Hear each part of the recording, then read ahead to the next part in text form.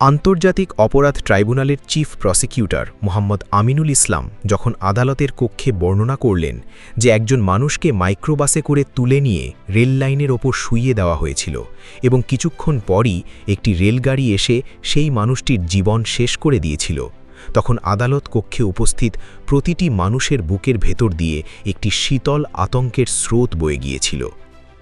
এই বর্ণনা শুধু একটি হত্যার বিবরণ নয়, এটি একটি রাষ্ট্রীয় সন্ত্রাসের নীল নকশার অংশ, যা বছরের পর বছর ধরে বাংলাদেশের মাটিতে চলে এসেছে।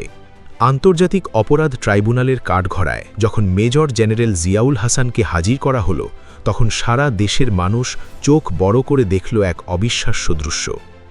এত হত্যা, গুম, অপহরণ এবং রাষ্ট্রীয় গণহত্যার মূল পরিকল্পনাকারী হওয়ার পরেও এই মানুষটি ট্রাইব্যুনালের কাঠগড়ায় দাঁড়িয়ে হাসি মুখে ঘুরে বেড়াচ্ছিলেন, যেন এটি তার কাছে কোনো বিষয়ই নয়। তার শরীরের ভাষা, তার চালচলন, তার মুখের হাসি সবকিছু দেখে মনে হচ্ছিল তিনি যেন কোনো আদালতে আসেননি, বরং এসেছেন কোনো আনন্দ অনুষ্ঠানে যোগ দিতে। কিন্তু সেই হাসি মুখের আড়ালে যে পাপের পাহাড় জমা হয়েছে, সেটি এক একে উন্মোচিত হতে থাকলে আদালত কক্ষের পরিবেশ সম্পূর্ণ বদলে গিয়েছিল। জিয়াউল হাসানের দীর্ঘদিনের দেহরক্ষী এবং সেনা কর্মকর্তা ইমরুল কায়েস আদালতে যে সাক্ষ্য দিলেন, সেটি শুনলে যে কোনো সুস্থ মানুষের গা শিউরে উঠবে। ইমরুল কায়েস তার নিজের চোখে যা দেখেছেন এবং নিজের কানে যা শুনেছেন, সেই ভয়ঙ্কর অভিজ্ঞতার বিবরণ তিনি আদালতে তুলে ধরলেন। তার জবানবন্দি অনুযায়ী 2012 সালে বিএনপির প্রভাবশালী নেতা ইলিয়াস আলীকে যখন নাটকীয়ভাবে গুম করা হয়, তখন জিয়াউল হাসান এবং তৎকালীন স্বৈরাচারী সরকারের প্রভাবশালী সামরিক উপদেষ্টা তারিক আহমেদ সিদ্দিকীর মধ্যে যে নিষ্ঠুর ও ঠান্ডা মাথার ফোনালাপ হয়েছিল, সেটি ইমরুল কায়েস নিজে সরাসরি শুনেছিলেন। সেই ফোনালাপের বিষয়বস্তু এতটাই ভয়াবহ যে একজন মানুষকে হত্যার পরিকল্পনা কিভাবে এত নির্লিপ্তভাবে আলোচনা করা যায়, সেটা ভাবলে মাথা ঘুরে যায়। শুধু রাজনৈতিক নেতাদের গুম করাতেই এই জিয়াউল হাসানের পৈশাচিক কার্যক্রম সীমাবদ্ধ ছিল না। 2009 সালের পিলখানা হত্যাকাণ্ডের পর অপারেশন রেবেল হান্টের নামে রাতের অন্ধকারে 10 জন নিরস্ত্র ও সাধারণ মিডিয়া কর্মীকে স্পিড বোটে করে বুড়িগঙ্গা নদীতে নিয়ে যাওয়া হয়। সেখানে তাদের শরীরে বিষাক্ত ইঞ্জেকশন দিয়ে অসাড় করা হয় এবং তারপর একেবারে কাছ থেকে গুলি করে তাদের বুক ঝাঁঝরা করে দেওয়া হয়। এই পুরো অভিযানের মূল পরিকল্পনাকারী এবং বাস্তবায়নকারী ছিলেন এই জিয়াউল হাসান। ট্রাইব্যুনালে উন্মোচিত অত্যন্ত গোপনীয় তথ্য অনুযায়ী তিনি নিজে বন্দীদের মাথায় বালিশ চাপা দিয়ে গুলির শব্দের তীব্রতা কমাতেন এবং একেবারে কাছ থেকে নিজে ট্রিগার চেপে হত্যা করতে পছন্দ করতেন। এই ঘাতকের নিজস্ব বাহিনীর কাছে জ্যান্ত মানুষও মানুষ বলে গণ্য হতো না। ডিজিএফআই টর্চার সেলের অন্ধকার চেম্বারে বন্দী মানুষগুলোর অফিসিয়াল কোড নেম ছিল প্যাকেট অথবা সাবজেক্ট। একজন জীবন্ত মানুষকে শুধু একটি সাবজেক্ট বলে ডাকা হতো। এই একটি তথ্যই বলে দেয় এই সংগঠনটি কতটা নিষ্ঠুরভাবে মানবতাকে পদদলিত করেছিল।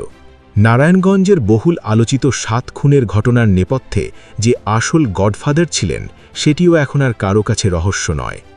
দণ্ডপ্রাপ্ত সাবেক র্যাব কর্মকর্তা মেজর আরিফ হোসেনের জবানবন্দি আজ আবারও মনে করিয়ে দেয় কিভাবে জিয়াউল হাসানের সরাসরি ও অলিখিত নির্দেশে কাউন্সিলর নজরুল ইসলাম এবং আইনজীবী চন্দন সরকার সহ 7টি তাজা প্রাণকে কাপুরুষের মতো অপহরণ করা হয়েছিল। তাদের চেতনানাশক ইঞ্জেকশন দিয়ে অজ্ঞান করার পর অত্যন্ত নির্মমভাবে হত্যা করা হয়।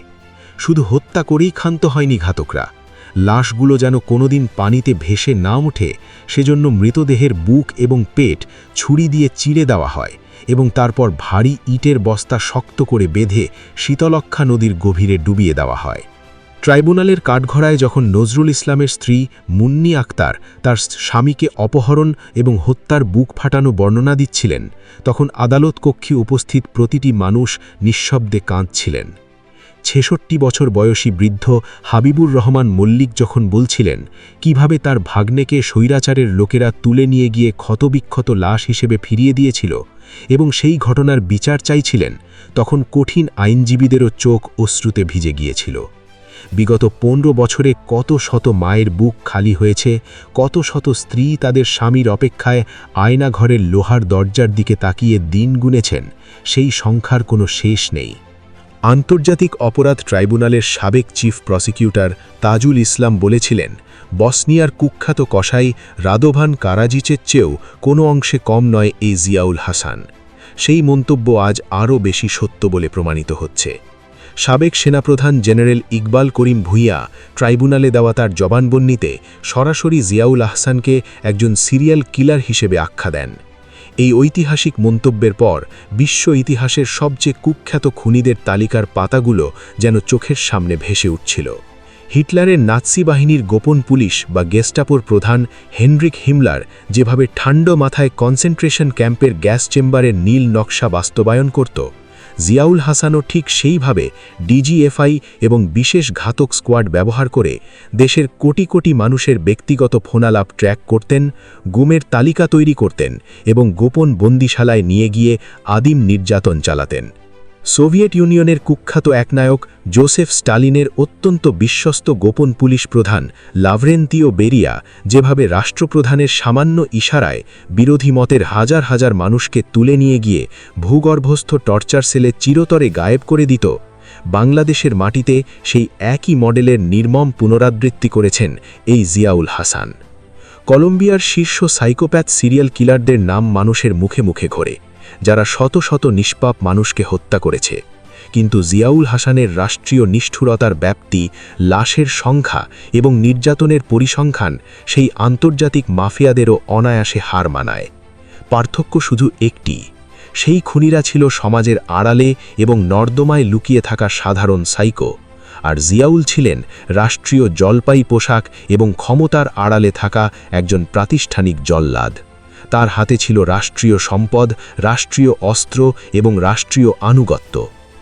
বিশ্বের নানা দেশের বিপজ্জনক গোয়েন্দা সংস্থার সঙ্গে এই ঘাতকের গভীর ও আন্ডারগ্রাউন্ড সম্পর্ক ছিল বলে তদন্তে উঠে এসেছে। গোয়েন্দা মহলের আশঙ্কা, বিগত দিনে বিভিন্ন আন্তর্জাতিক এজেন্সির হয়ে প্রক্সি এজেন্ডা বাস্তবায়ন করার কারণে সেই বিদেশি শক্তিগুলো পর্দার আড়াল থেকে এই খুনিকে বাঁচাতে দেশের বিচার প্রক্রিয়ায় বাধা সৃষ্টি করার চেষ্টা করছে। আন্তর্জাতিক অপরাধ ট্রাইব্যুনালের কাছে আজ সাধারণ মানুষের একটাই দাবি, কারাগারের ভেতর এই মেগা সিরিয়াল কিলারের প্রতি যে ভিআইপি আচরণ ও প্রোটোকল দেওয়া হচ্ছে সেটি অবিলম্বে বন্ধ করা হোক। বিচার প্রক্রিয়াকে দ্রুততম গতিতে এগিয়ে নিয়ে আইনি ফাঁকফোকর বন্ধ করে এই কসাইয়ের মুখের সেই ধৃষ্টতাপূর্ণ হাসি যেন অচিরেই চিরতরে মুছে যায়। এটাই দেখতে উন্মুখ হয়ে আছে 2024 পরবর্তী নতুন বাংলাদেশের কোটি কোটি মানুষ।